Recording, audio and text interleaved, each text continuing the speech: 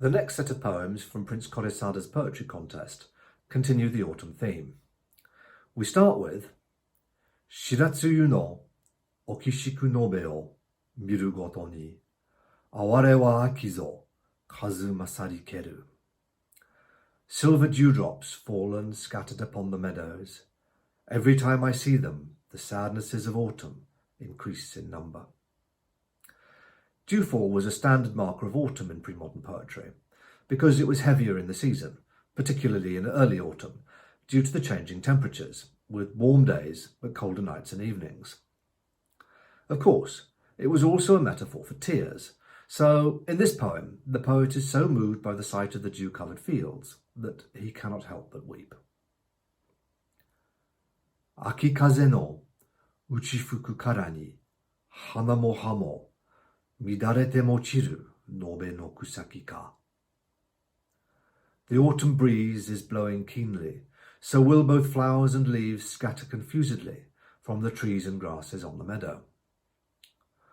The wind blowing more strongly was another marker of autumn, and here the poet is asking if the stronger breeze will be enough to pull the leaves from the trees and the flower petals from their stalks. The question is rhetorical, of course, in that both he and the audience know that the answer is yes. Aki kureba mushi to tomo ni zo nakarenuru hito mo kusaba mo karenu to omoeba. When the autumn comes, together with the insects do I weep. That together folk and grass and leaves have withered is in my thoughts. Here the poet relies upon a standard piece of wordplay. The homophony between the verb naku, meaning sing, cry out like a bird or animal, and naku, meaning weep like a person.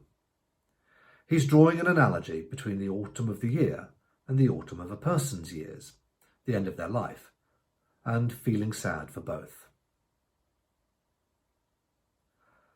Kara nishiki midareru nobe to mietsuru wa aki no kono ha no furu ni zarikeru. For Cathay brocade confused the mountains do seem, for in autumn the leaves from the trees have truly fallen. Cathay brocade was a rich scarlet colour, and so it was a standard conceit to compare the tapestry of autumn leaves with the material. Here, the leaves have already fallen and are lying on the ground, turning the fields into a brilliant scarlet carpet.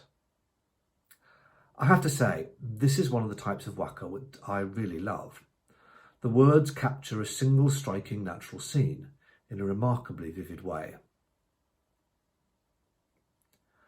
Yomogyu ni tsuyu no okishiku aki no yo wa hitori nuru min mo sode zo nurekeru. Upon the mugwort the dew falls, scattered on an autumn night. Sleeping alone, my sleeves are drenched indeed.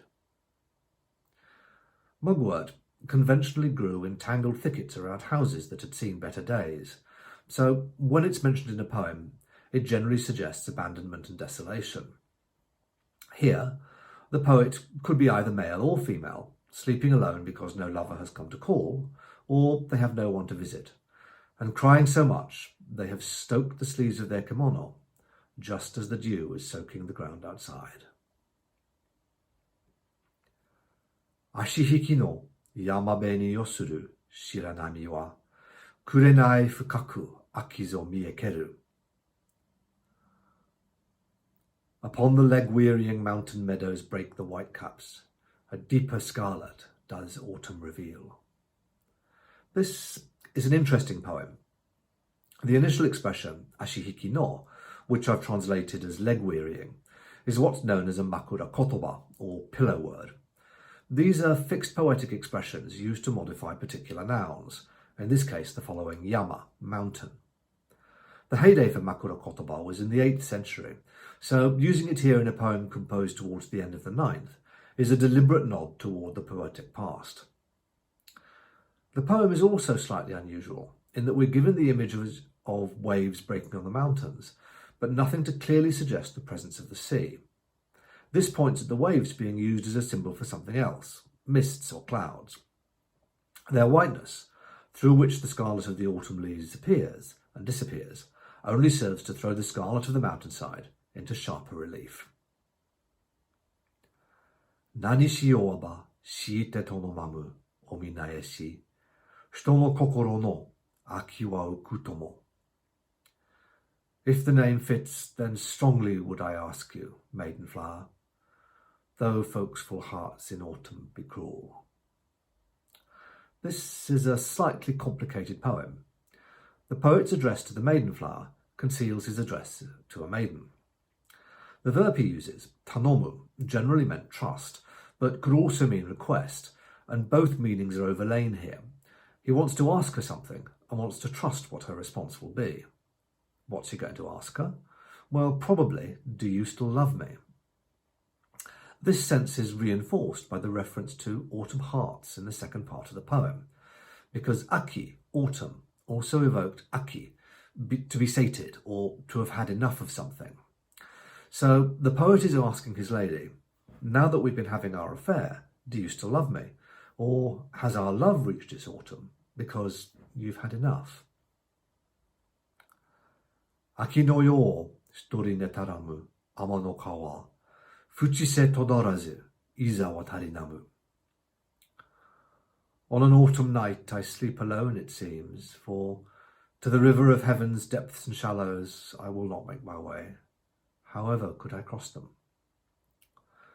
This next poem evokes the famous legend of the celestial lovers, the weaver maid and the herd boy, who were so in love that they neglected their heavenly duties and were punished by being placed on opposite banks of the river of heaven, the Milky Way, and were only allowed to meet once a year. The barriers to our meeting, to our love, the poet says, are so insurmountable that there is nothing I can do. This still counts as an autumn poem, because the night on which the weaver maid and the herd boy met was the 7th night of the 7th month of the lunar calendar, which fell in early autumn. Murasaki no ne saeiro koki kusanarea, aki no kotogoto nobe o somuramu. Do even the Gromwell's roots take on deeper hues among the grasses? For in autumn every meadow does seem dyed. The Gromwell, murasaki in Japanese, was used in the manufacture of dyes. Its name literally means violet.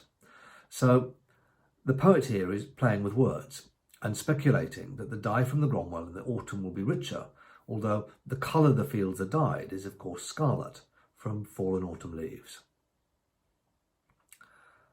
Aki no yo ni hito o mimaku no hoshikereba, ama no kawara o tachi mo narasu ka. On an autumn night to see him is all my longing, so on the banks of heaven's river should I be wont to stand? We return to the weaver maid here, with the poet speaking in her voice. Knowing that the date of her annual meeting with the herd boy is nearing, she stands gazing across the river of heaven, hoping to catch a first glimpse of him. In the original Chinese version of the legend, all the magpies of the world would fly up to heaven and make a bridge for her to cross with their wings. But in the Japanese version, the herd boy boards a boat and rows himself across to her, reflecting the fact that it was the man who visited the woman in romantic relations in Japan. That's it for this week. More to come.